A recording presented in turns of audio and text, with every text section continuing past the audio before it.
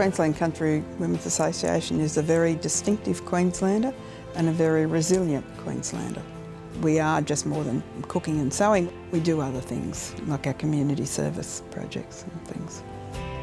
In some ways, we're not widely known for our things like our Public Rural Crisis Fund. In the last 3 years, we've given something like $490,000 to over 900 families.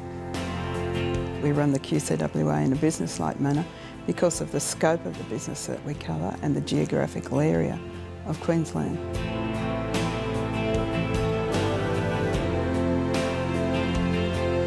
It was established because life for women on the land really wasn't all that pleasant back in the times of the Depression, and it followed on from the establishment of the CWA in New South Wales.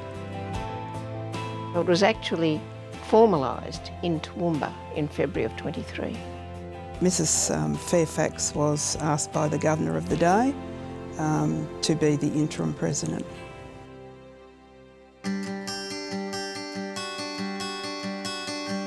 They travelled by train and car for about 3 months over all different conditions.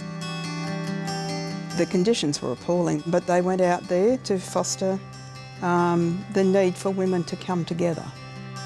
The QCWA helped these women in these isolated situations by knowing that there were other women there who perhaps could help them or whom they could help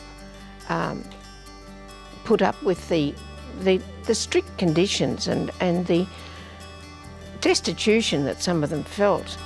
They also then fostered crafts with the women, and they also fostered community and working in their communities and being an influence in what happened in their communities, which a lot of women hadn't done in the past either.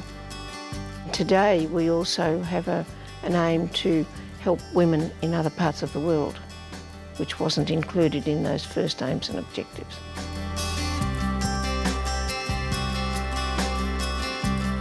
In 1924, she became the State Treasurer and held that right through until 1944. She was also the deputations delegate, and she was described as an intuitive detective, and as I understand it, she didn't just have her toe in the door of the Premier or the ministers, she had her whole foot in there, and she was looked upon by governments of all persuasions as a very persuasive person, and she managed to get through lots of the resolutions that the ladies had brought forward. She managed to get through that where a school had more than 45 pupils for the one teacher school, that a second teacher would be employed. Probably the war was the major impact on the branches, and then after the war a lot of the branches reformed or grew from strength to strength. QCWA was very strong with the war effort. The ladies made cakes and knitted socks. We supplied huge numbers of sheepskins and money for those to be made into vests for the airmen and the seamen, mainly, to keep them warm during the European wars. There was herb growing and drying to be sent off to help with the food supply. Later in the war, after the camouflage nets program was finished, and that was huge, they started to repair uniforms.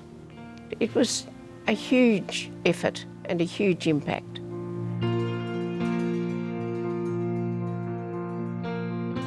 There's a lot of women who've gone out to these mining towns. They don't have extended family and they need something, and QCWA is there.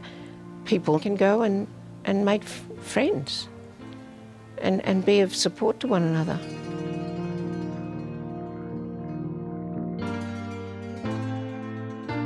I would say we've probably had quite a large impact on public policy because the government's always been willing to listen.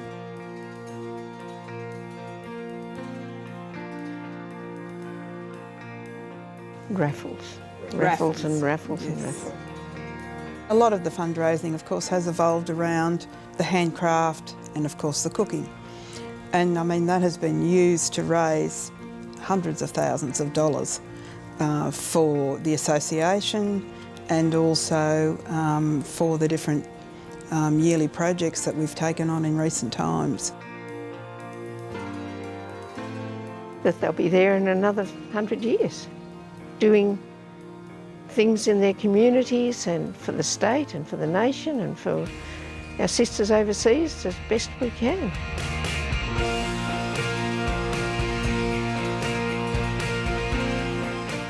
I think our greatest legacy has been our service to the community.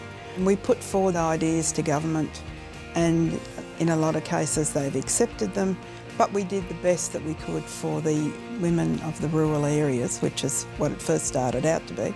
But of course now we advocate for women statewide, nationwide.